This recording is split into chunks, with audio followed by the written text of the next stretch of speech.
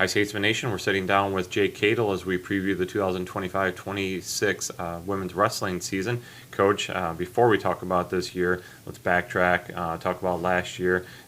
Really successful season. Again, top 5 finish. A little bit short probably of where you guys really wanted to be, but Yeah. I'm just continuing to grow, and a couple national champions again. So let's put it in your words. What was the good and the bad of it all? Yeah, I mean, I think obviously we finished with the team trophy, so that was exciting. We were kind of right there, razor edge of between fourth and second, so a couple of things swing our way and maybe we get second, but a couple of things maybe didn't pan out like we thought would happen, but that's part of the national tournament. So, but it was good. I mean, celebrate 2 national champions coming back, and then on top of that, we had a number of All-Americans as well, so I think we lost JoJo, which really sucked, but I mean that's part of losing seniors, and so she was a huge leader for our program. But yeah, we picked up a really good class this year, and so we're just continuing to move forward and just set the bar high for our program to see what happens this year. So, but yeah, overall pretty successful. We're proud of our team, and they competed well, and that's the exciting part about the end of the year is you just never know what's going to happen, but it's a race to get to the end of the year and stay healthy. So, but overall, it was pretty successful, I believe, for the most part. Definitely. Off season wise, like you said, looks like there's a lot of studs coming in. So talk about where you were looking, what you were looking for in your recruiting class. Yeah, I think we just got really lucky.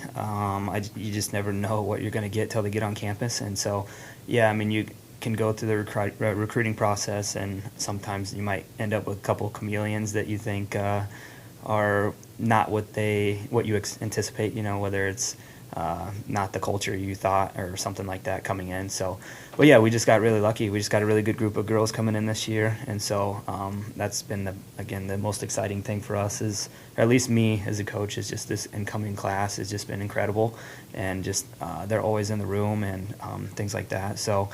But yeah, just obviously we want to bring in the best talent possible. We're competing against Iowa, so and State on top of that, and other Division I programs. And so anything we can do to separate ourselves from other programs is what we got to do. And so, but yeah, I think again now just having this class and then hopefully just seeing the continued success from that will just continue to compound on itself for future incoming classes, hopefully.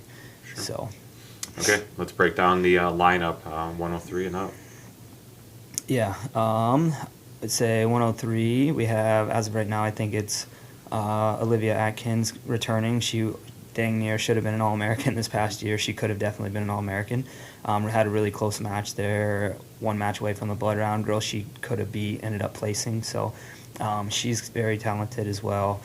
She'll be in there at 103, and then we have Lily returning as well, was top 10 ranked last year, and just didn't really have the tournament she wanted, but that's part of it sometimes. And so, but yeah, I think those are the 2 at 103.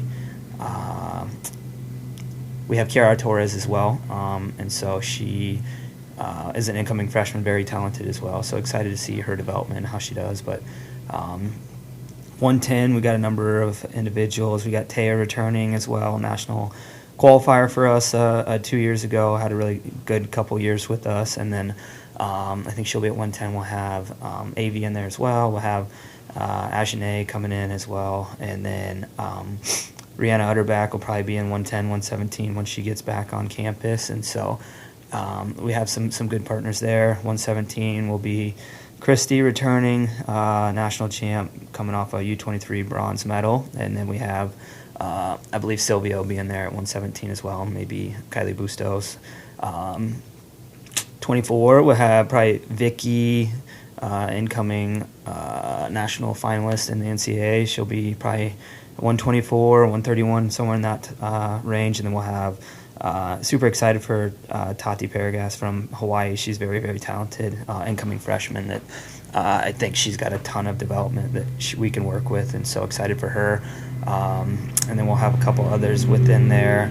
31 is going to be loaded, unfortunately, for us. I mean, it's a good problem to have, but it just sucks because we have probably 3 of our seniors or 3 of our captains are all at that same weight. And so that's going to be super tough to figure out. But incredible girls there at that weight. We got Devin, 3-time All-American. We got Kendall Bosselman, All-American. We got Gracia coming back for this semester as well. Very incredible kid. And then we have Bronwyn as well, who's a captain. Very just it sucks, but it's good. Problem to have, like I said. And 38 will have Izzy Hawley, returning 2-time All-American in there. SB will probably be in that weight range as well. Very talented. So 45 we'll have probably Nida, 3-time national qualifier. She's been putting in an extreme amount of work this year, so very excited to see how she does. She's always kind of been right there on the edge, but this year you can see a big change in her mindset and just ability to want to get on this. She hasn't expressed this to me, but you can tell just through her work ethic this year. It's been unlike the past. So her will have Esther probably in 38, 45-pound range as well. And Maylee Ellsbury is probably in there as well.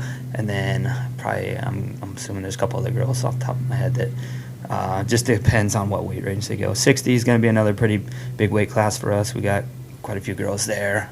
Returning national qualifier, blood round girl was Alexa Wolf. And we'll have super excited for Joey Ives as well out of Washington, very talented. And I think she was a diamond. She's going to be a diamond in the rough where she wasn't very highly recruited or wasn't on the national scene a lot. And we got really lucky with her. Very good kid, very hard worker.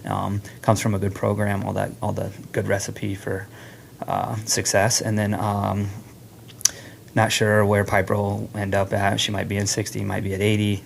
We have Bella Harris. Unfortunately, it's a huge weight swing. There's nothing in between. Yep. So it's either a 20-pound plate or a 20-pound Yeah, plate. and she's kind of right in between there. So she's like maybe 70, 72. So she could be 80, she could be 60, So just depends on where she feels the best.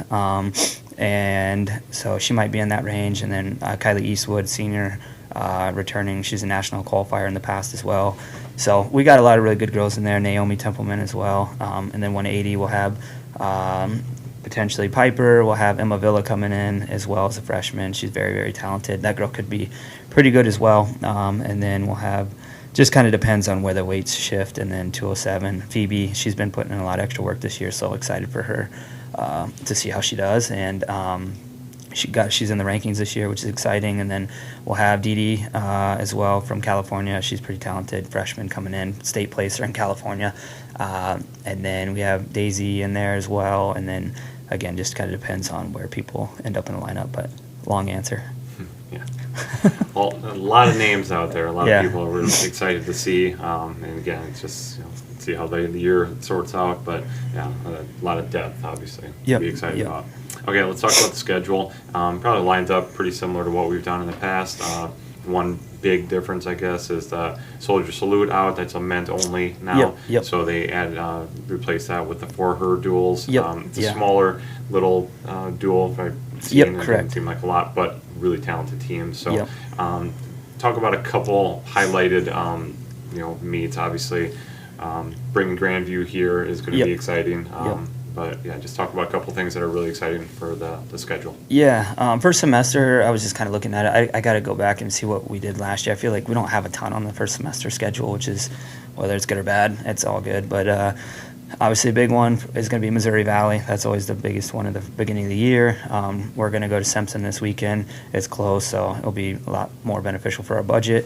And then we'll have a couple duels in there, and then big star on Missouri Valley Open, which will be important for rankings and all that stuff, high-level competition.